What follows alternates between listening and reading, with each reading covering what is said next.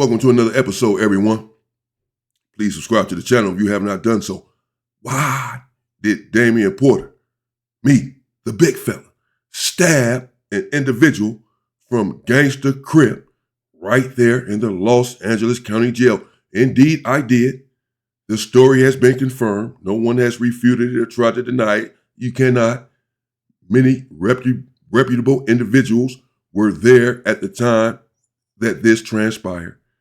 Nevertheless, this is not to glorify the situation or to glorify the bloodshed that was that situation.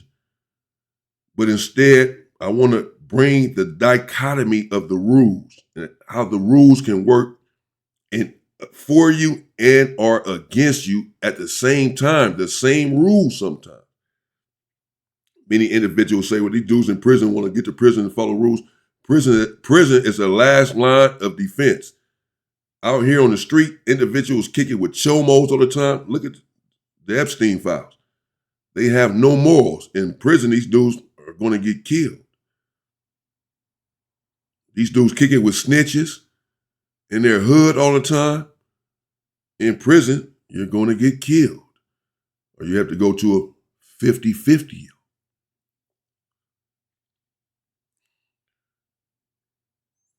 This transpired in 2800. And the individual from Gangster Crip had taken from me. He had stolen from me. Indeed, I'm going to loosely tell a story because I've already told the story here on my channel a couple of years ago when I was first starting the channel. Go check it out. I'm sure that I mentioned the individual's name and what hood he was from at that time. I'm not going to do that now because, again, it's not about glorifying this. I really don't like violence and bloodshed. I'm not prone to violence. In fact, I abhor violence. I don't like seeing people abused. I never have physically abused. I myself, as many of you know, was shot with a 12-gauge shotgun when I was 12 years old. In close range. I still, to this day, have over 400 pellets in my left leg from my knee up to my thigh from the shotgun blast. 400 pellets or so, according to the doctor who testified in my trial. I didn't realize there was that many in my leg. He took some x-rays. He did his count. He said it was 400. Also, 2 of them have since traveled to my heart, 2 of the buckshots. They've seen that on the x-ray. When I was in Salinas Valley State Prison, I didn't want to tell my mother that. Yeah, and upset her. But 2 of them are in my heart. They're still in there right now. 2 of the pellets from the shotgun blast that I took in my left upper thigh at 12 years old. Extremely close range. As close as I am right here to this camera, that's how close the dude was up on me. I've already told the story. At any rate, so I don't like violence. But some things have to be taken care of. I was taught very young by my OGs that if someone takes something from you, you must use a weapon as far as the penitentiary and the county jail is concerned. You cannot fight this individual regardless of who that person is. Because if this person is no one to you now, because if this person was someone to you and respected you, they never would have taken anything from you.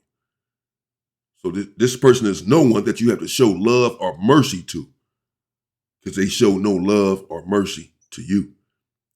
Also, a thief is on the same level as a snitch and a chomo in prison. This is the county jail, not prison.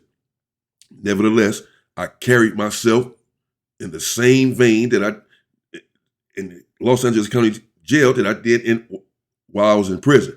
I carried with me the same rules and protocols, and I didn't flout any of them, even there in the Los Angeles County Jail, even though the structure is a bit more loose than it is there in prison. This individual, as I said in my prior video, I did not like anyway too much because he and myself were on the 4,000 floor. This individual, he was okay at that time, he was a stand-up dude, I guess. Whatever, man. Not really, though, because he was a reputable individual, though. But I didn't really like him that much. And that was clear because I'm not the type that's going to laugh in your face and then talk behind your back. I'm kicking it with you, then go tell this dude how much I don't like you, how much of a sucker I think you are and all that. No, I'm going to tell you I think you a sucker before I tell anyone else. So I let that individual know to just keep his distance from me. It would be in his best interest. Now, he was in and out of the Los Angeles County Jail, catching different cases. He now has life in prison. And when we were on the 4,000 floor, he had got out from there. And now I didn't move down to the 2,000 floor, and I'm in my cell. I'm in there with the homie Lucci, also known as Sibo from Trouble Gangster Crip. The young homie Fat Chops from Fido's Who is in there with us. And this other little dude, not an affiliate. Fat Chops left, went up to the 4,000 floor, and in comes this individual to my cell, taking Fat Chop's place. As fate would have it, I'm like, you can't make this stuff up. My bunk is right next to the phone. I can literally lie in my bed, got to sit up a little bit and talk on the phone. And when this individual comes inside of the cell, he came in about 2 or 3 in the morning. I'm lying down in my bunk. He come in getting on the phone. Like I said, my bunk is right there. He loud on the phone and all that. I can hear him. But whatever. He's talking about trying to bail out. He just caught some whatever case. I may have said it. My memory is probably sharper when I first told the story. I'm sure maybe I said it then. Whatever. Again, I'm not trying to get into many details here. I already did on the first video. I have a point here. Is why I'm telling this again. Now, whatever the case was, he was trying to bail out. I know that much. He was adamant on the phone. He was talking to different females like, man, y'all get me out of here. His mother was supposed to get some money on his bail. He was trying to bail out. But then he ran out of phone time. I remember him like getting on the phone, if I remember correctly. Don't beat me up if I don't remember everything I said the first time in the story, but I know exactly what happened. But I know he ran out of phone time, I believe, or something. And what happens is, when you go to canteen there in the Los Angeles County Jail, you can go to canteen, commissary, get, soups, chips, and all of this once a week. In prison, it's once a month. In the Los Angeles County Jail, it's once a week that you get canteen. And you can buy phone time. You buy these little phone cards at this time. You scratch off the card, and it has a little PIN code right there, and that's how you call your people. You put in this PIN code, then dial your girl number, dial your mom's number, and you buy $50 worth of phone time, and you talk to your people all week on the phone. But individuals, these brokies, they're in the county jail, and these bums, they'll sit there and be watching you as you're dialing the number, dialing the PIN number, and they're trying to get the PIN number, and then they call their people with it and use up all your phone time. They're stealing from you. That's taken. If you get caught doing this, that's your ass. Individuals have done this. So this dude comes in my cell. He didn't run out of phone time. And he's trying to bail out. He needs to get on this phone, bro. He's stressed out. He's pacing. He wants to get out of here. He was calling he ran out of phone time like that because he's calling everybody trying to get this bail money together. We had just went to canteen. I just got some phone time. And I remember I was calling my ex. I was calling my girl at the time. And normally she always picks up the first time I call her. For whatever reason, no, she was in a meeting or whatever, come to find out. So she says. She wasn't picking up the phone. She wasn't picking up. So I had to keep dialing her number. I dialed at least 3 times. This individual from Gangster is on the top bunk, right here across from me on the top bunk right here. And he's sitting up. So I now know that he's watching me. You can just see the phone right there. Got a clear shot at it as I'm dialing the number. And I done did it, like I said, at least 3 times trying to get a hold of my ex. So maybe he couldn't pick it up the first time unless he just real sharp. Maybe some of these dudes so good, they probably could have got it the first time because you got to dial a few numbers from the PIN card, from the phone card. The PIN code is a few. You got to look at it. We'll dial a number. There's a few numbers there. So sometimes it takes him a while to pick it up. But this, whatever, I dialed the number repeatedly so he was able to pick it up clearly. I now know what happened. He was able to pick it. That's what happened. He picked it up because when I got to court, like we had canteen, I believe like on Monday, could have been Sunday, but I believe it was Monday, something like that. I went to court like the next day. Went to court on Tuesday. I go there, CCB court. I couldn't even think of the court the other day, CCB. I'm fighting for my life, literally. I always call my mother when I get inside of the court tanks to make sure everything is okay, that she made it to court safely with my sister, who was always there. Shout out to my sister, April. She was always there. My brother, my family, my mother. I always call them. Hey, what's up? Y'all in there? Y'all in the courtroom? What it look like in there? You know, what the judge, what's going on in there before I even get in the court, as soon as I get in the court tank. So I get in the court tank, I go to call my mama, and they said, the people tell you how much money you got on your card or whatever. They said that I couldn't make the phone call because I had $2 and some change on the phone card. That's not even enough to make another call. You got to like add something to it or something. I said, $2. I just went to canteen, yesterday or last night, maybe 2 days, whatever it was, and got this phone time, bro. I barely even used it because she didn't even pick up. I talked to her later on or whatever, but I didn't use that. I used whatever, $7, $8, $9, $10 worth of phone time. I should have still like $90, $80 or something. I think I had like 2 phone cards, whatever. They say I got $2 and some change. And I couldn't even call my mom. I'm like, what? I'm like, what? I said, what? So I dialed it again. They're in the court tank. I'm thinking, man, they tripping. It's a typo. It's a mistake. I damn sure got some phone time. I just had it. I was just talking to my people last night. I got phone time. What are they talking about? I called back. They said the same thing. I hang up the phone. I'm hot though. I'm thinking, man, I'm thinking, what did they? And then it started dawning on me right then and there. Only one thing could have happened. Someone in the cell took my phone time.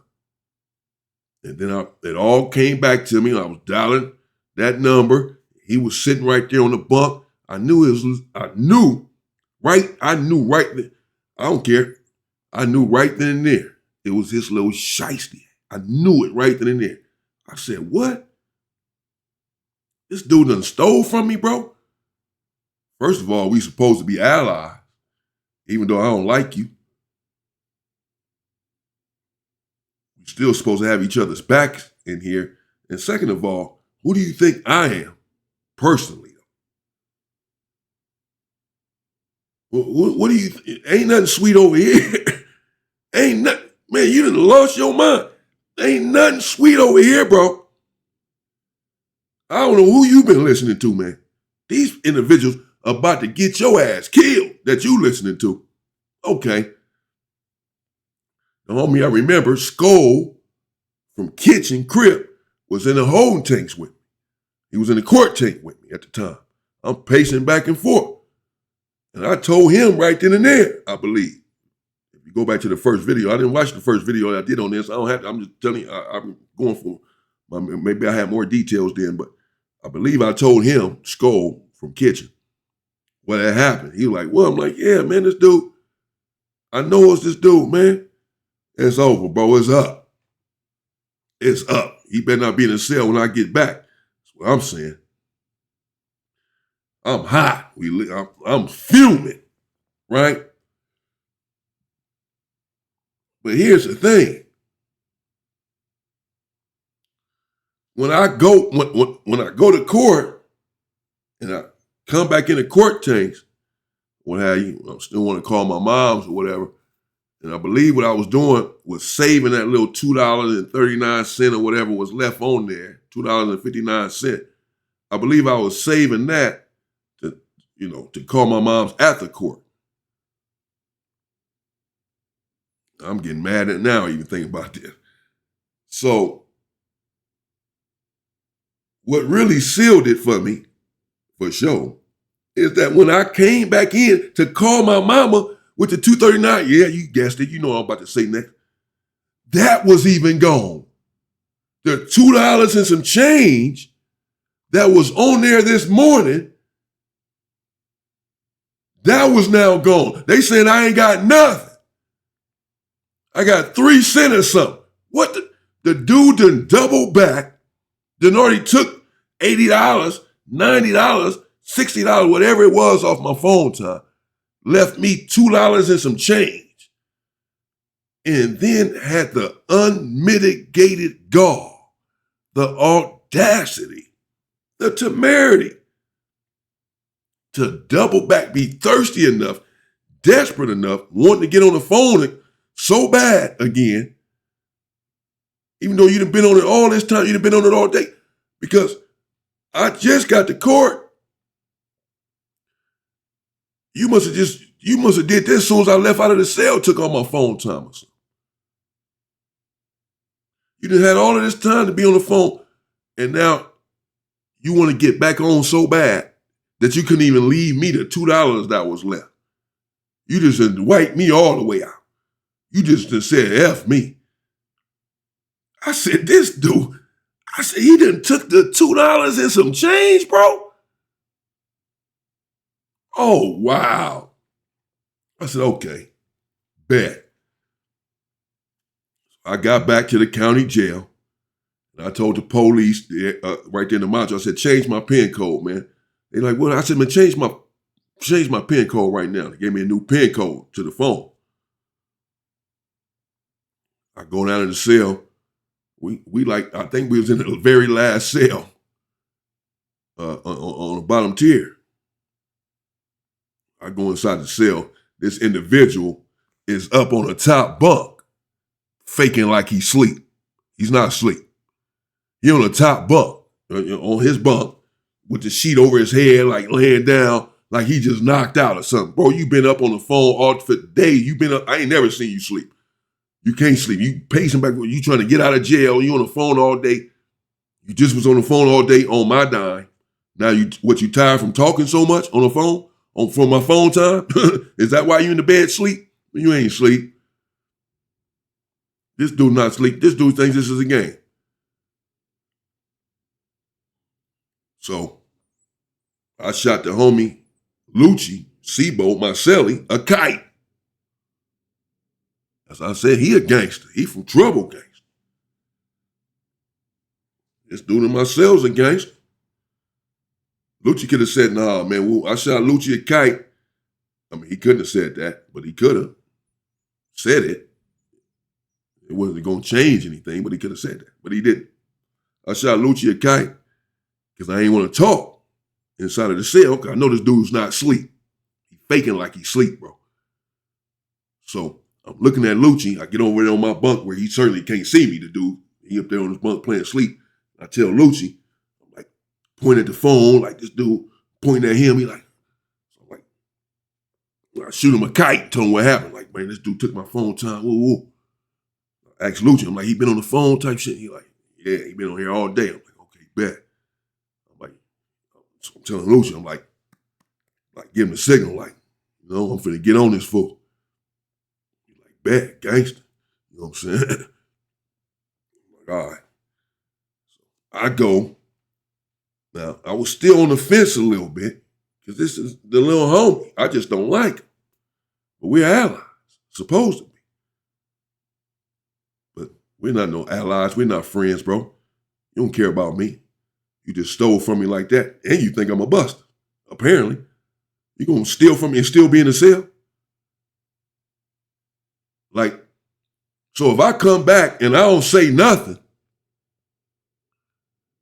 don't even say nothing, then he thinking, oh yeah, this dude know I got his phone time. He know it was me. I know he knows by now that his phone time is gone. He tried to call his people in court. Big old soft teddy bear. He ain't said nothing. He ain't come in and ask anybody. Anybody know what happened to my phone time? Anybody in the cell? I ain't accusing nobody. But does anybody might know what happened to my phone? I mean, he just ain't said nothing. He ain't came in and said, man, my phone time missing, man. That's crazy. I mean, no, he just came in just so you just gonna get some more phone time, huh? That's probably what he was thinking, because I ain't said nothing. He up there asleep. You know, I'm just telling him what happened in court right now. Telling Lucci what happened in court. You know what I'm saying? Well, he know I'm making gestures still. I wrote the kite saying, you know what I'm saying, what I said. I go holler at the homie Big Trey Stone. I'm still on the fence a little bit. I wouldn't holler, you know, whether I was just going to beat him down or, but I already figured out that wasn't going to happen because I'd already taken too much umbrage to what he had done. So I figured I was probably just going to have to stab him. So I went and hollered at Big Trey Stone. I know he keeps the big old Blinky. They corrected me in the comments the other day. They say it's not Blinky, bro. Blinky is crazy. It's Blicky. All right, youngsters. I went and hollered at Trey Stone. I'm like, bro, they had the gate closed, but he in the first cell right there. So I'm like, Stone. And I go around the stairs. You're like, what's up? He can see I was agitated or whatever. You're like, what's up, bro? What's up? You come running to the gate. You know, he ready to get cracking always. You feel me? He's super active. So he's like, what's up, bro? What's up? What's up?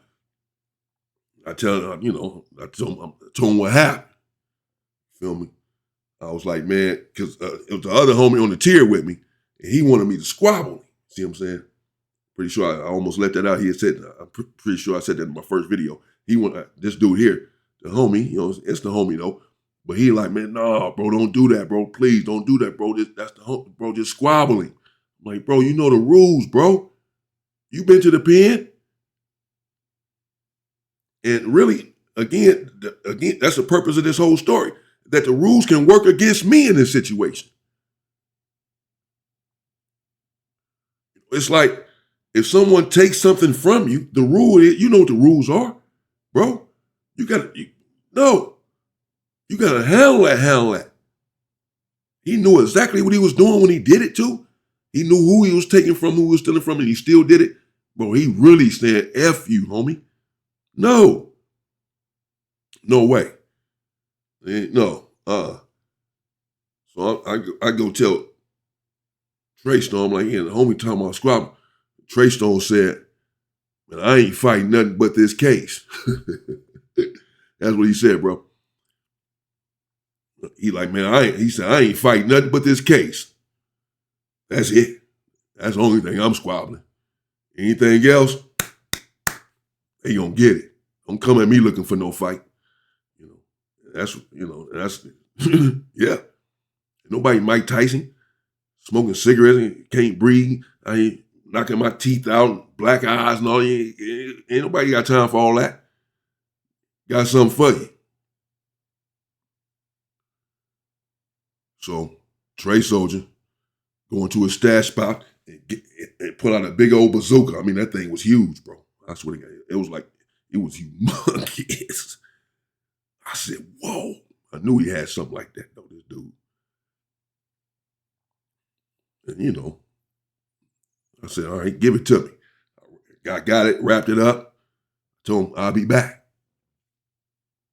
That was it. That was the conversation. He already know what's up. I ain't got to say nothing else. I'm finna go kill this dude, man. Well, I just, all right, give it to me, bro. Well, wrap it up. I'm out. I'll bring it back to you. And the rules are also simple with that. For one, once you pull a knife, you must use it. Once you go get a knife from someone, what you coming to get it for if you're not going to use it, So I get the thing, go back into the cell. And Lucci already know what's going on. You know, as I said, I already shot him the kite, let him know this dude is lunch meat. I'm finna fry him up in here. So they call for Wayside. They call this dude for Wayside. They called him for Wayside. I remember clearly. They called him for Wayside. He trying to get out of going to Wayside anyway. He don't want to go. He trying to get out, bro. He trying to bail out. So you already talking about he finna do something, try to get out of it. No. But I'm thinking, no, they at least finna pop the cell and try to get him to get out or to go to Wayside. He might have to go to another module if he escapes Wayside, whatever. So I'm like, this my only shot, really, to get him right now. They didn't just call him for Wayside. I can't really hesitate. I can't waste no time. I got to attack this dude now. So, I looked at Lucci, basically like, I'm finna get him right now. Lucci looked at me like, all right, I'm just telling him, get out of the way, basically. So, but he was there to create a diversion, really. He started talking to the dude. I went, got the thing out. He was right there at the gate, at the bars, at the front of the cell, because he already, like I say, they called him for Wayside. He already, I ain't going. You know what I'm saying? Well, so he already waiting for them to hit the cell so he can go down there and holler at the police, tell me he ain't going to Wayside. Or he need to go to medical, and all the kind of stuff people do to get out of going to Wayside. Like I said, I don't think he might not come back. Well, this is it. So he at the bars. I'm like, oh, hell no. So I got the thing out. And I ain't really dope feed him or nothing. I said, hey, bro, woo. I gave him a chance to turn around. I ain't hit him in the back. I hit him in the neck or nothing. He turned around. He like, oh, man. I just went at him. Bam. I got at him a few times. He tried to kick me. He tried to kick me like, what's up, bro? What's up? You the big homie or something. You supposed to be the big homie or something. Nah, man, you ain't my homie, man. Get out of here with that nonsense. I told him why I was doing it, bro. You stole from me. You took my phone. You know what's up, bro. You know what's going on. I hit him a few times. You know what I'm saying? I hit him. I wasn't trying to kill a dude. I could have hurt him in there real bad. Bro. I did not. I did not hurt him real bad at all. And a few bruises and a few marks, a few little puncture wounds. Then they came, long story short, they came and got me and took me to high power. I went to high power for that in the county jail. But you had to go check out the story to get all of the details. Nevertheless, the reason I was really trying to just bring you all of that again is to just let you know why you should not be in the street and be involved in this gang culture. None of this, because the rules are double-edged.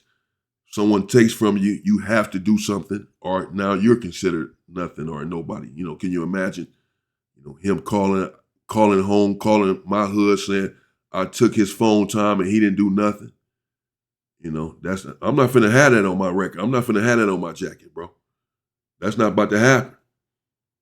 Don't play with me like that. You feel me? Don't do it. That's it. I'm not no tough guy. None of that. I promise you, I'm not. I'm as humble as can be. But don't play with me like that, man. What are you doing? That's out. I'm not gonna have that on my jacket. You're going to call home and say, I took his phone time and he stabbed the shit out of me. That's what you're going to call home and say. You're not finna call home and say, I took his phone time and shit was sweet. You know what I mean? He ain't do nothing and he know I took his phone time. He's a big old buster. You're not finna do that. We're not about to have that conversation. You feel me? That's it. So the point is, the rules are, it's just like with snitching. If you say someone's a snitch, even if you produce the paperwork, guess what? That's one of the rules. You are the one that's going to be expected to attack him because you accuse him of snitching, even though you just proved it with the paperwork.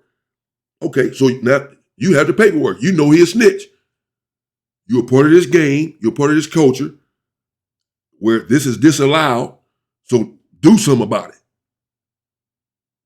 That's why sometimes people are quiet when they know this individual is a rat, because it's like, well, you were harboring him or you were around him. And also, the rule is a double-edged sword, because if you accuse someone of snitching and you cannot prove it, or it is in fact proven that he is not a snitch, then you are supposed to be killed for putting that jacket on him, for putting a jacket on him that could have got him killed, but by saying that he was a snitch. you are then supposed to lose your life. It's how the game works. So these are just some of the rules. I just want to clarify why that situation had even transpired. Not because I wanted to bring any harm or bloodshed to any man, particularly not any black man. That's not my thing. I've had other stabbings in there, multiple, but this was the only one that I can recall. Really, well, there's a couple other incidents, but they wasn't vicious where weapons were involved. But I was really just defending myself. But as far as brothers are concerned, I don't like that kind of stuff. I don't want to do that to any man, any human being. I don't want to harm anyone. I really don't. But felt like my back was against the wall in that situation. And I was hot as hell that day because he took the $2 and some change too. I just couldn't believe it. And I said, man, this dude done lost his mind. Yeah, for sure, he done lost it. So, yeah, I couldn't go for that. But again, the point of the story was just the rules, bro. How if someone else breaks a rule, it can still affect you.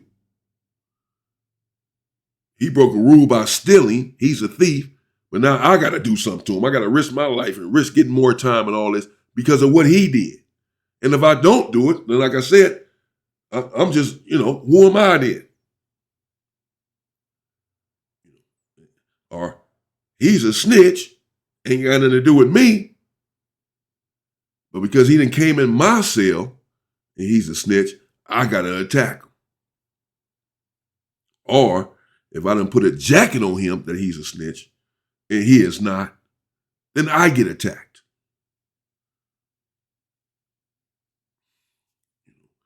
I'm gonna sit down and put together a list of these rules and how they work for you and against you, and bring that to you all. It's gonna be quite a few more, of how this game works, and again, why you should not be in it. So again, the point of this story was not to glorify any violence on my part. Certainly not to play any tough guy. I denounce violence, particularly black on black violence, bro.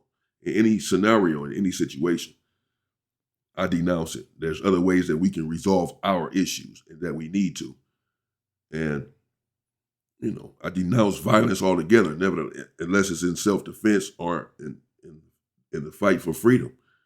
And, black people are going to be violent, and they have been for many decades. It just should not be towards one another. It shouldn't be towards anyone. But we have to stop with this nonsense.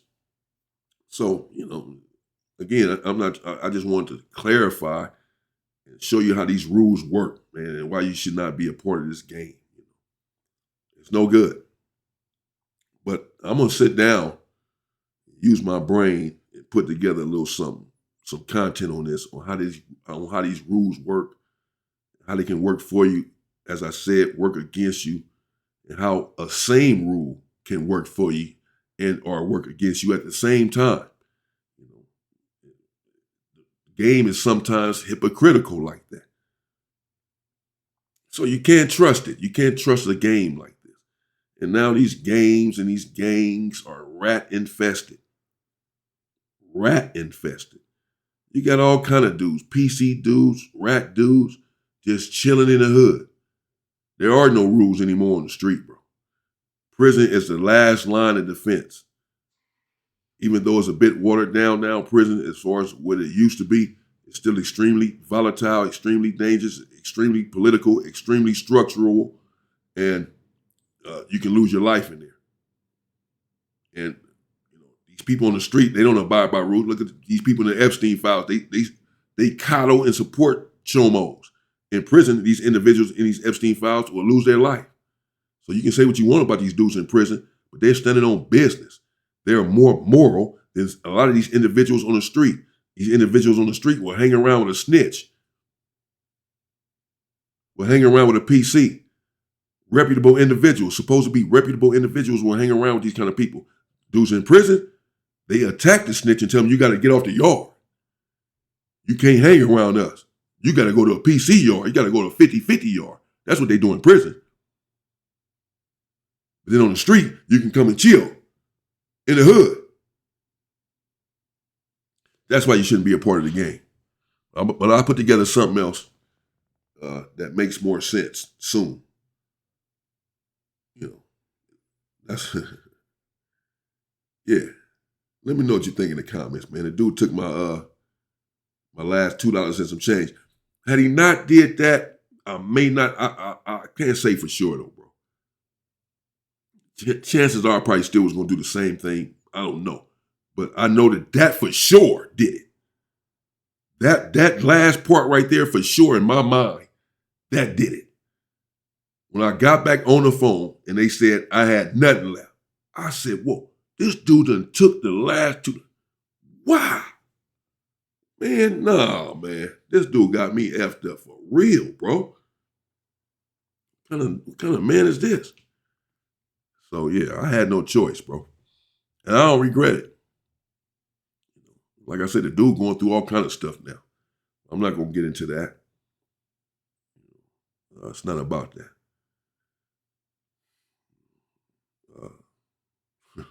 I'll put something together and get back to y'all, man. Stay safe and stay free, people.